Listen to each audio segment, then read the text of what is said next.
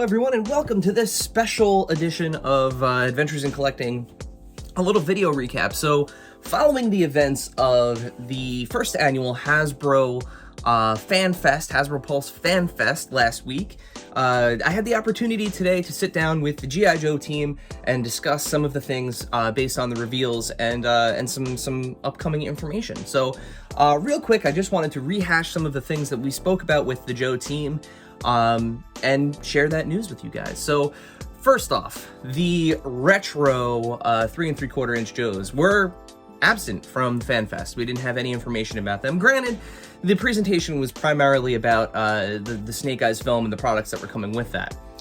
Rest assured, according to the G.I. Joe team, we do have, there should be some information about the retro Joes eventually. So they hinted at a potential Yo Joe June 2.0. So maybe stick around and keep your ears to the ground for retro Joe news later this summer. So the Snake Eyes film, the figures we've seen, core class, toys designed for kids with tons of play features, as well as the classified line. So the classified figures that we've seen for the G.I. Joe film, as of right now, that is it. That is all they have planned for the classified line for G.I. Joe Origins Snake Eyes, those figures. But as they said, the movie does live forever, and just like they do with other brands, they could always go back and revisit the film and produce additional figures for it. But as of now, that is your G.I. Joe classified Snake Eyes Origins subline, the figures that they've announced so far.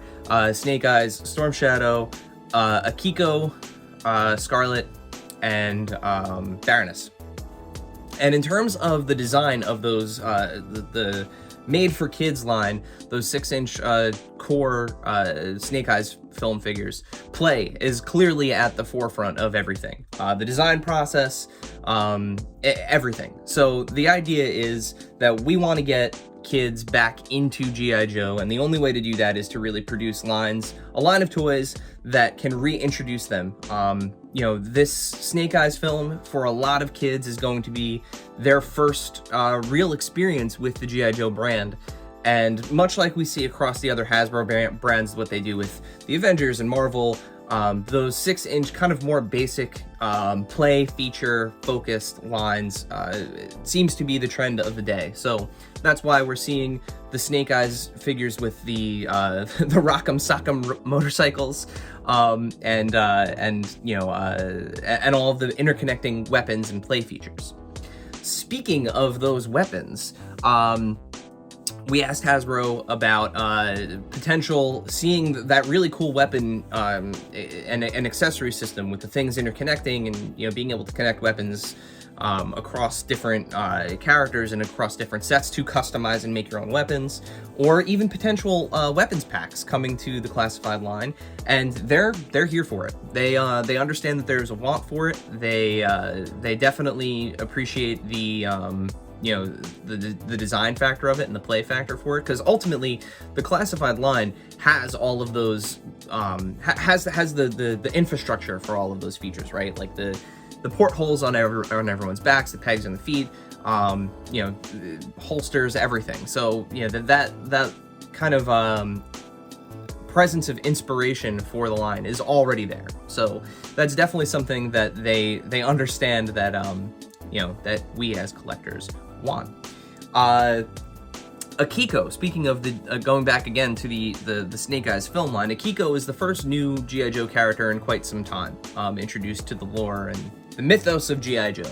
And yes, she is inspired, from the film. It comes from the storytelling of the film, but the team is not closed-minded to introducing new characters if the story fits.